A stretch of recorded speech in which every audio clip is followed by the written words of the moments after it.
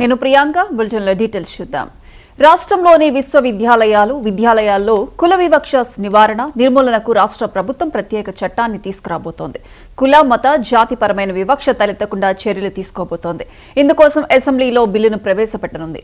2016లో Hyderabad central యూనివర్సిటీలో ఆత్మహత్య చేసుకున్న విద్యార్థి రోహిత్ వేముల పేరుతో ఈ చట్టాన్ని తీసుకురానున్నట్లు విశ్వసనీయంగా తెలుస్తోంది. హెచ్సియులో 2 విద్యార్థి సంఘాల మధ్య చెలరేగిన ఘర్షణ కారణంగా రోహిత్ వేముల అనే విద్యార్థి ఆత్మహత్యకు పాల్పడ్డాడు. 2016 జనవరి 17న జరిగిన ఈ ఘటన దేశవ్యాప్తంగా సంచలనం సృష్టించింది. విద్యార్థి రాజకీయాలతో పాటు సామాజిక రాజకీయాల్లో తీవ్రమైన చర్చకు దారితీసింది.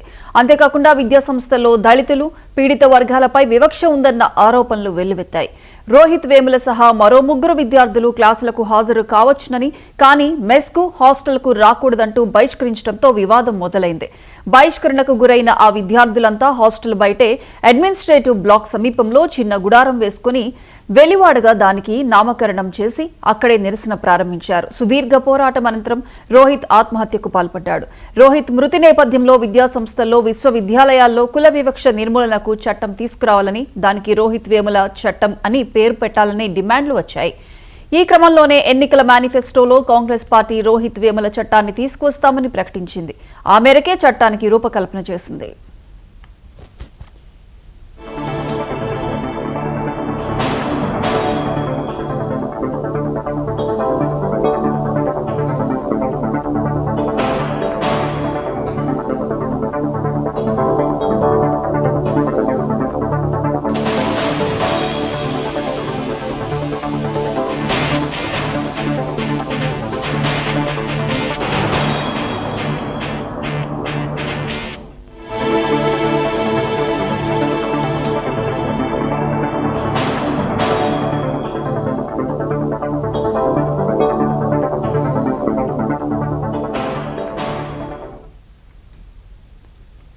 దీని అమలు కోసం సోమవారం సాయంత్రం అసెంబ్లీలోని కమిటీ హాల్లో నిర్వహించే కేబినెట్ సమావేశంలో చర్చించనున్నారు. కేబినెట్లో ఆమోదించుకున్నాక ఈ బడ్జెట్ సమావేశాల్లోనే బిల్లు పెట్టి సభ ఆమోదం తీసుకోనున్నారు. ఈ చట్టంలో ప్రధానంగా విద్యాసంస్థల్లో వివక్ష నివారణ, విద్యార్థులకు సైకలాజికల్ కౌన్సిలింగ్ అందించడం, విద్యార్థుల హక్కుల రక్షణకు ప్రత్యేక కమిటీలు, వివక్షకు పాల్పడిన వారిపై కఠిన చర్యలు, యూనివర్సిటీల్లో సమానత్వ వాతావరణం కల్పించడం అనే అంశాలు ఉన్నట్లు తెలుస్తోంది. కాగా కన్న తల్లిదండ్రులను కంటికి రెప్పలా చూసుకోవాల్సిన బాధ్యతను విస్మరించి అనాథలుగా వదిలేసి ప్రభుత్వ ఉద్యోగుల జీతం నుంచి 15% లేదా 10,000 కోత విధించేలా కూడా ప్రభుత్వం కొత్త చట్టాన్ని తీసుకురాబోతోంది. ఇందుకోసం Telangana employees accountability and monitoring of parenting support act అనే కొత్త బిల్లును రూపొందించింది. నేడు జరగనున్న మంత్రివర్గ భేటీలో ఈ బిల్లుపై చర్చించి ఆమోదించనున్నట్లు తెలుస్తోంది. ఆ తర్వాత 1-2 రోజుల్లో అసెంబ్లీలో ప్రవేశపెట్టనున్నట్లు సమాచారం. అలాగే గిగ్ వర్కర్ల కోసం రూపొందించిన బిల్లు, జీహెచ్ఎంసీ సహా మున్సిపల్ శాఖకు చెందిన 2 బిల్లులు, జీఎస్టీకి సంబంధించిన 1 బిల్లు కలిపి 5 బిల్లులపై కేబినెట్లో చర్చించి ఆమోదించనున్నట్లు తెలుస్తోంది.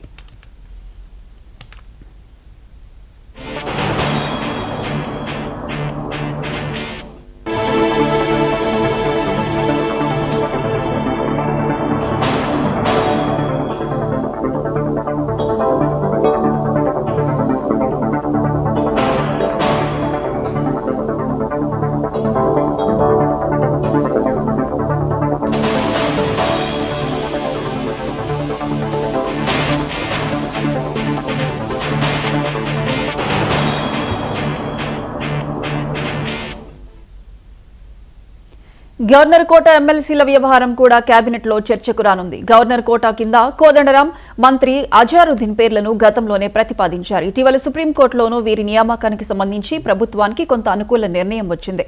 ఇక మరోసారి గవర్నర్కు ఎమ్మెల్సీ అభ్యర్థుల పేర్లను పంపాలని సుప్రీంకోర్టు సూచించింది. ఇదే సమయంలో తెలంగాణ గవర్నర్గా ఉన్న జిష్ణుదేవ్ వర్మ వేరే రాష్ట్రానికి వెళ్లగా రాష్ట్రానికి ఇటీవల శివప్రతాప్ శుక్లా రావడంతో మరోసారి ఎమ్మెల్సీ అభ్యర్థుల జాబితాను ఆయనకు పంపాలనే నిర్ణయానికి వచ్చినట్లు సమాచారం. దీనిపై కేబినెట్లో చర్చించి ఒక నిర్ణయం తీసుకోనున్నట్లు తెలుస్తోంది. ఇక దీనికి సంబంధించి పూర్తి అప్డేట్స్ మా special correspondent Raj Kumar phone line అందిస్తారు. రాజ్ కుమార్.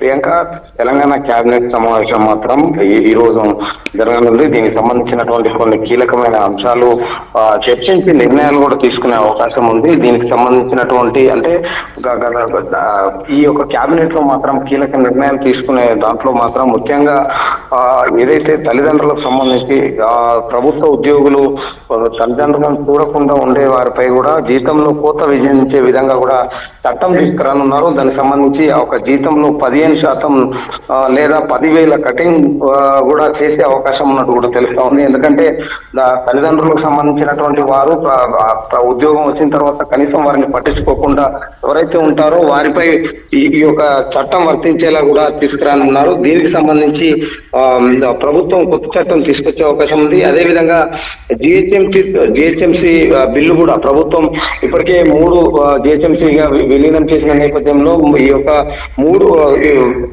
బిల్లులను కూడా ఈ యొక్క పరిచే అవకాశం ఉంది. దీనికి సంబంధించి దీంతో పాటు మరికొన్ని బిల్లులను కూడా కేబినెట్ లో చర్చించే అవకాశం ఉంది. వీటికి కూడా కేబినెట్ ఆమోదం తెలిపే అవకాశం ఉంది. దీనికి సంబంధించి పూర్తిగా అంటే ముఖ్యమంత్రి రేవంత్ రెడ్డి అధ్యక్షతన మాత్రం కీలక బిల్లులపై కూడా నిర్ణయం తీసుకొని వాటిని ఆమోదింపజేసే విధంగా కూడా ఈ కేబినెట్ లో నిర్ణయం తీసుకునే అవకాశం ఉంది. Right Raj Kumar, thank you.